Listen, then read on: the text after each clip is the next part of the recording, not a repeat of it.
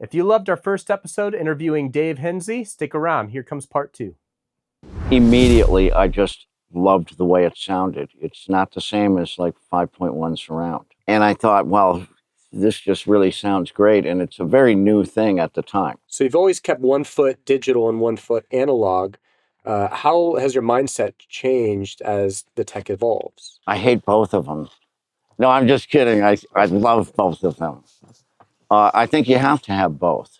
There isn't any rule, so to speak, but, orchestras tend to like digital a little more in rock bands and stuff. You got to have some analog in there.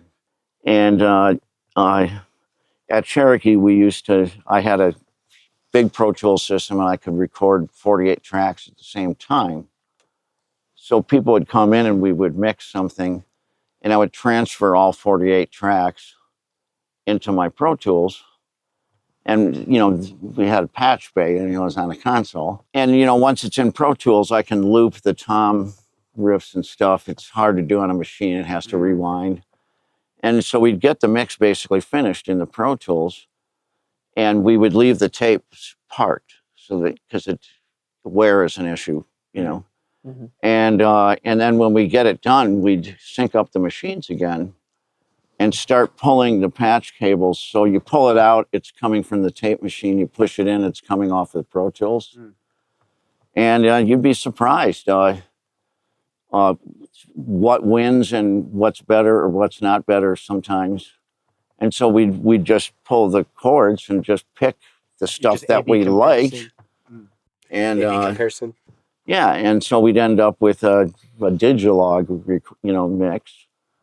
But nowadays, you have to have instant reset. Everything is done so remotely now. I just had a session where the client called back and he said, everything's perfect, but can you just turn the trumpet up a little bit? And I said, I'll have it back to you in about 15 minutes. He's in some other part of the country. So I just click it open. I make my little change. I burn it again. I send it off. I get on my phone sent. And that's how people work. It's not even new. People have been doing that for a long time now. And you have to be able to do that. Especially going from song to song and back and forth and different clients if you have a big... It's nice to have the luxury of, keeping everything out of the box. Right. And everything, but it's extremely expensive and time consuming. And it basically holds your studio ransom for that song, because the second you change something, you have to go through the whole process of recall. And as you mentioned before, it doesn't always sound exactly the same. I mean, the voltage might be different, the temperature is different. How long was that pull tech on? Well, it sounds a little bit different at the end of the day than it did when you first fired it up. Right. If you're pushing it. Right. If you're pushing it hard. And the ones that you weren't pushing hard don't change as much. And so, it's like, it's always going to be a little different. And, but it's more than that. It's just the way music is done now. You have to be able to service people remotely. Right. And but you want all those goodies, including analog tape. Just make sure that you preserve them onto your digital format. So basically just tracking, using all of that analog stuff and then digitizing it and then using very little analog in the mixing side of it, because you've already gotten those tones from tracking. Well, especially like if you're doing Atmos or something like that, it's the time for creativity has already been done. Now you need to do a great mix. And yes, mixes are creativity, but you need to be able to make adjustments. And if you have to get on a plane every time that needs to happen, or wait for somebody and then you have to charge them to set it up, you go out of business.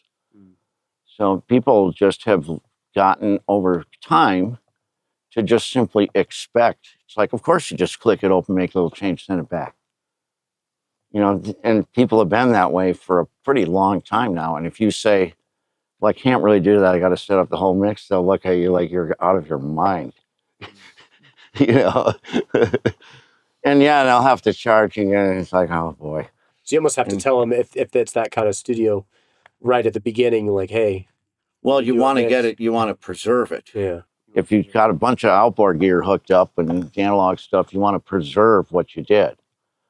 And so you get it down. And just maybe and it will be the same the next time you call it up.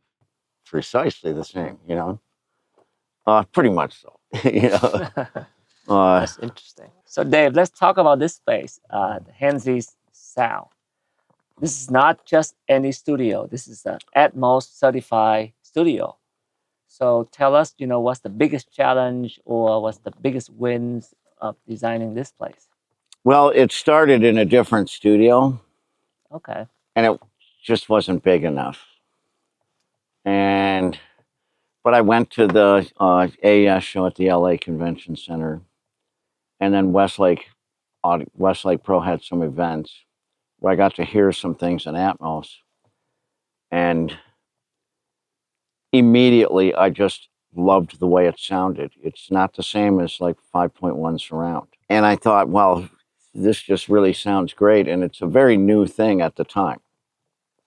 You could count the number of home entertainment mixing rooms on less than one hand around here. Then I started looking into it, and I found out that Apple was going to have it on iPhones. That's where most people hear Atmos, by the way. Right. And so it was going to be personal electronics as well as home theater. And so that was the point where I decided, well, that sounds like it would be a really good business decision as well as something that just sounds cool. Mm-hmm. And fortunately, wherever I heard those channels through was right, because now it's even far more than I thought it could be. It's a necessary part of the industry when you're doing major releases now. Mm. And also going back we do a lot of, Hall of Fame concert mixing, Hall of Fame artists or whatever from a long time ago. And they want Atmos versions of that. And there's not just for movie theater, but for home entertainment as well. And when we did Stop Making Sense for the Talking Heads, the re-release of it, that was also in IMAX theaters. And so it both turned out to be a good business and a good experience as far as just my desire to just keep on doing something more than I had been doing, before. And that's kind of the way it always is with me. I'm always looking for the next thing.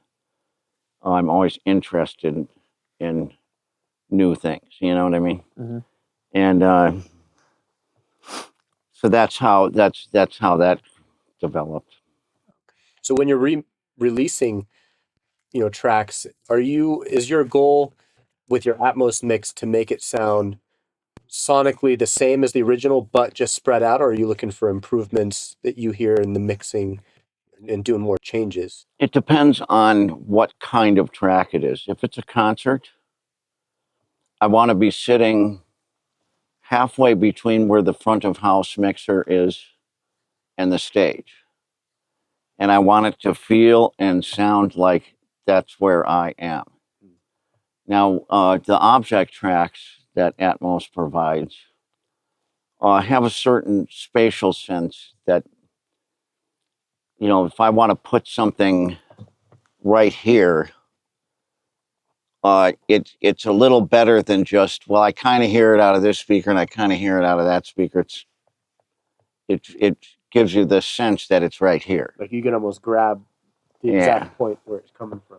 And actually you can, because the screen will show these little round balls in the renderer. Mm. Oh, cool. And yeah, and on this console you can put your hand on it. But so I like to make it feel like I'm experiencing that concert from a really good seat. Not too close, Right. but not too far back either. You know, right where it sounds good. But like EQ wise, like sonically, not just space wise, EQ wise, are you trying to preserve that same sound of the mix? when you're doing a remix? Typically, I was working on a Tom Petty one where I took the album versions of the songs and put them on a track so I could refer over to them. Mm-hmm. And for the different guitar tones, the vocal tone, everything, you know. This was for the US Festival? Yeah. And so because when people listen and they know what's coming, like there's a little guitar intro and it's like, I know what that song is. There's a certain expectation that they have that hasn't happened yet, but they're expecting it. And so I want to take that expectation and maybe just push a few things a little bit farther if it makes your expectation work even better for you. But I want it to feel like what you expect to hear. You know, I want you expect to hear when they start playing a song a certain way. I don't want to improvise on the vibe and the feel of that mix. I want it to sound like the way the person who's listening to it expects to hear it, with a little more power and majesty. But not power and majesty as turn the vocal way too far up and there's like a band playing in the background kind of thing. I want it to feel like the record. And but if it's a studio project, then I use Atmos in a radically different way. I place the instruments around the room, but there's also some techniques that we developed here that make it so that you can be anywhere in the room and still feel the whole thing. You don't have to be dead center in the room to make it work. I call it couch compatibility. You know, because like I have an Atmos soundbar system at home. Where are the rear speakers? They're by the couch on the other side of the room. You know, TV set's on this side, and I have the couch on the other side, and rear speakers are kind of there. And so in here, I actually use that couch, and it has to work. It has to be couch compatible. And that also works the same way to be enjoyable in a movie theater as well. If you're in the back of the theater, you don't want to just hear reverb in the back of the room. Hell no. And if you're spreading the sound out, if it's moving around or something, I still like to keep some of the original sound planted where I had it. So it's a separate track. It's a parallel track. Because if I'm depending on the one that's moving around for all of the sound of that instrument, then it's usually like you're sitting in the back and it's like, I only hear reverb. And now this incredibly loud keyboard just fly by your head. Now it's gone. The first time I heard that was like just completely unacceptable, you know? Yeah.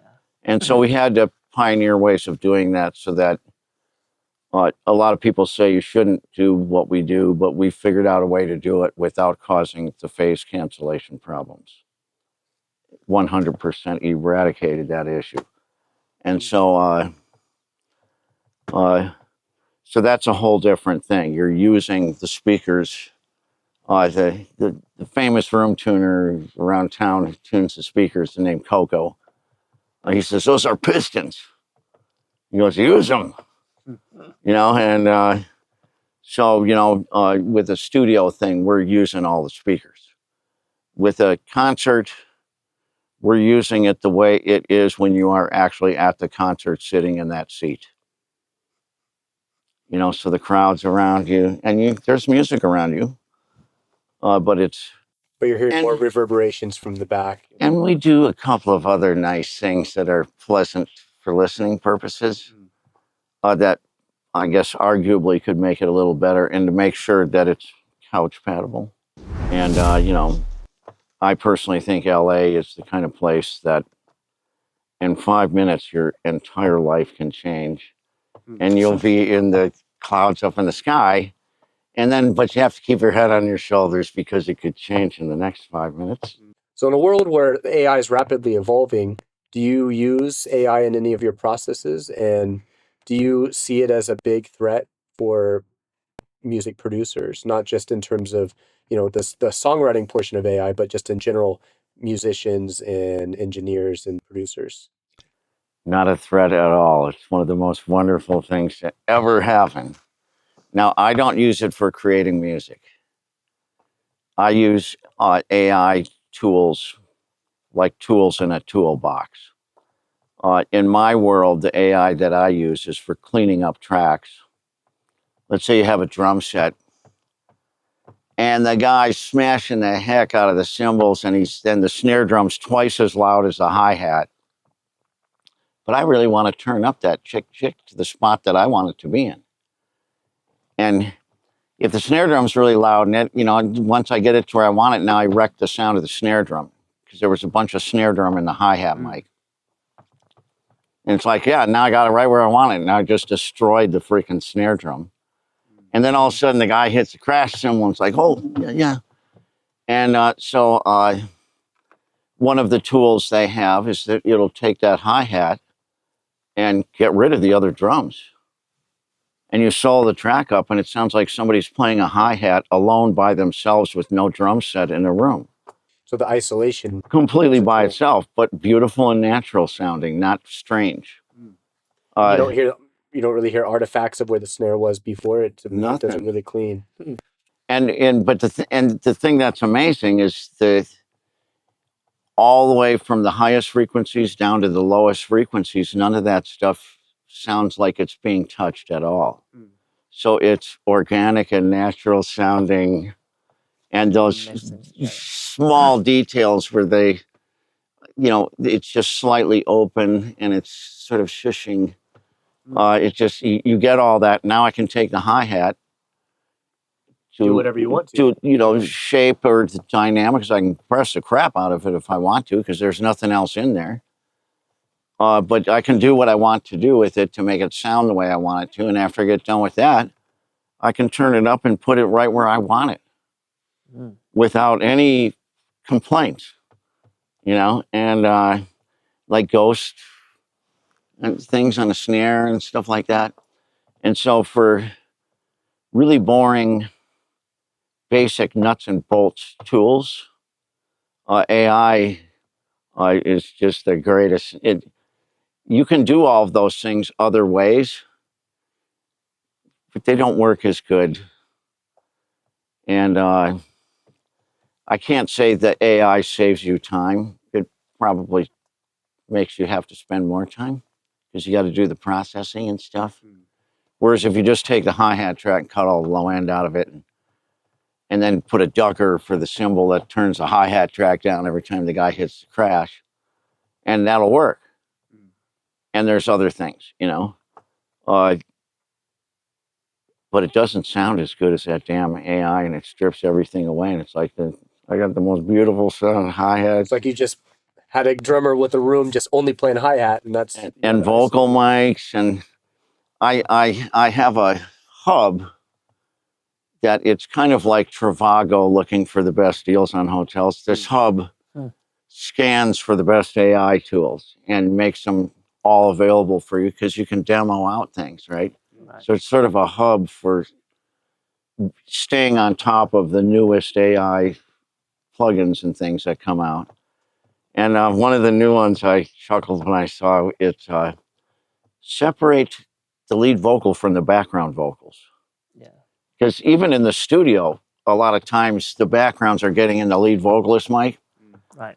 And I'm like, really? Because how does it know who's who? But I haven't tried it yet, but I'm kind of excited for the sheer intrigue of it. That's interesting, yeah, because I've only seen really the separation tools like Isotope that'll separate your synths from your drums, from your bass, for your, because those, it just seems like Isotope does something, and I've used it to change like the music in an outdoor shot for Nat Geo, and the music wasn't licensed. Mm. And everybody on Earth tried to get it out, and we got it out using isotope. But an isotope is a great company. It's a great set of tools. It doesn't do what we were just talking about. Yeah. See, I haven't seen what you were just talking about. It's like taking a cymbal or a snare out of a cymbal track of how it recognizes. I'm sure they're working on it right now.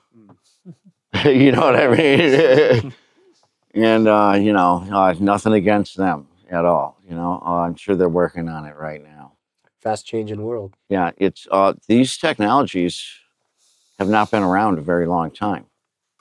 No, it has not. It's all very, very, very new, and it's there's an army working on new ones right now. Moving on to more, you're talking about globally and working with people from different countries. Do you have any artists that you've worked with internationally, and do you have any aspirations to do more internationally? Well, I certainly have worked international various artists, but what it is I'm in LA, and when you're in Los Angeles, there is so much global industry work going on that it's impossible not to. Mm-hmm. It's all over the place, sometimes I'm working with people from UK, sometimes China. Karen Cece was a really good one, and and sometimes from India. You know what I mean? But the thing is, when you're in LA, They come to you. it's just everywhere here. And not saying that other parts of the country don't have that, but nobody has it like they do here. And, I personally think LA is the kind of place that in 5 minutes, your entire life can change. And you'll be in the clouds up in the sky. But you have to keep your head on your shoulders because it could change in the next 5 minutes. And, I always enjoy working with people. And what I've found is a lot of people that come and are here, from other countries, really enjoy doing it. And being here and recording and making some noise and cranking it up. And it's always like a really good time, Nothing against people from the United States. Do you feel like they're doing it more for the joy and not as serious? Not to say they're not serious, but they're more kind of easygoing with it and doing it more for the love. I think no matter how good something is, you can get used to it. And so even if you like it a lot or whatever, you're kind of used to it, and yeah, you have a good time and everything's cool. But when you jump in to something and it's good, and you haven't been here a long time and you're not used to it, there's an excitement just about that alone. Even that's the way I am when I go to different parts of this country, even. And so it's always I have yet to be involved in something from other countries where we're not just having a really great time. So do you see yourself intentionally going out and trying to pick up, like, are there any international artists you would like to work with that you might reach out to? I haven't thought about that yet. I mean, I'm always interested in a good project with good people, and wherever they come from. I also like working with people from the belly of Hollywood. You know what I mean? And I like to step on the gas every once in a while, of course. And that's why this is the place for me. It's there's a lot of what I like to do going on here. Doesn't mean that it's the only place, but it's a place that works for me. So stepping away from working with collaboration with international artists, what advice would you give when you for a young musician or producer that want to step into films or music or TV shows? I can say that when I was the go-to engineer over at Cherokee for a long time, we had a lot of interns from the recording workshop, which is a fine engineering school. They don't really teach a lot of the things that you actually have to know once you get into a studio. I call it in the barrel. Mm-hmm. And so, sometimes we'd be very late at night and the interns are out there wrapping up cables for the drums, recordings and stuff. And they kind of looking a little sad, like they're not really having fun. And I'm like, well, you remember all those hopes and dreams you had when you saw that guy sitting in front of that console? This is it. You're here. And they'd look at me like, yeah, but this sucks. and the thing is that there's things that are being learned they're not thinking about. And really what it comes down to, the whole thing comes down to trust. Being able to trust somebody means, yes, it has to sound great and you have to do this and you have to do that. It all comes down to trust. And one day, Susan, the manager of Cherokee, came up to me and there was a kid who rode in on his BMX bike, never went to a school, but he sat and he was very quiet and he listened. And he learned where to patch things in. He did not talk a lot. He listened very carefully, and he got very knowledgeable about the inner workings of each of the 5 rooms at that place. And he was very quiet. And Susan came up to me and she said, 311's in here, and their engineer is not going to be here. And at the time, this band 311 was a very huge group. Out on arena tours, they were a gigantic alt rock group. And she said, who do I put in there? Because I couldn't go in. I was in my own project. And it was very easy for me. Because it was, well, who can we trust? And that was Valente. And he did such a good job. He ended up recording the rest of that album, going out on the road with them and mixing their concert tours and doing all the rest of their albums, which I think he's still doing. Oh, wow. Wow. And he got there because not because he went to a fancy school, because he sat quietly and listened very carefully and learned. But he was also a person that you knew you could trust. And that's the biggest thing out of all. The whole damn thing comes down to trust. Awesome. Well, I think that covers our interview, our questions for you, Dave. So once again, thank you for having us come. It's a pleasure to be here. And Dave, you have any? I am just stoked to be here. Like looking at this, all this Atmos, and can't wait to hear you show us a little demo after this. Yeah. Yes. If we could listen to something real quick, that'd be great. Sure. All right.